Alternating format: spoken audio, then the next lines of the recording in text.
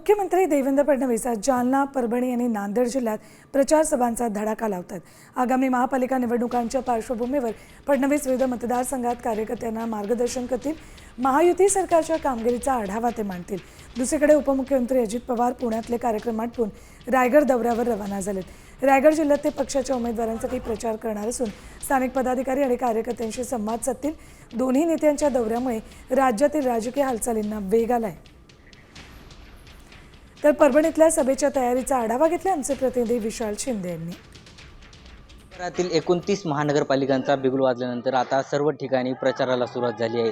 परभणीतील 16 प्रभागातील 65 नगरसेवक उमेदवारासाठी निवडणुका होत आहे आणि या ठिकाणी बघितलं तर शिवसेना आणि भाजपच्या ऐन टायमावर युती तुटल्यानंतर आता भाजपने सोबळाचा नारा दिला आहे। तर भाजपने 65 नगरसेवक पदापैकी 37 नगरसेवक पदांसाठी उमेदवार देण्यात आले आहे। या ठिकाणी या 37 उमेदवारांसाठी राज्याचे मुख्यमंत्री देवेंद्र फडणवीस यांच्या प्रचारार्थ परभणी जिल्ह्यात येणार आहेत।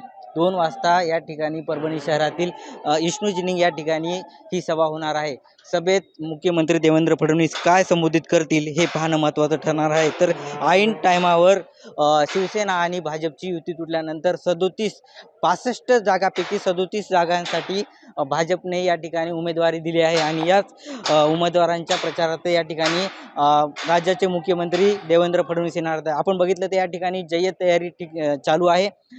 10,000 लोकसंख्या बसेल एवढी या ठिकाणी आसन व्यवस्था करण्यात आली आहे। भव्य असा टेंट या ठिकाणी उभारण्यात आला आहे। तर टेंट उभारणार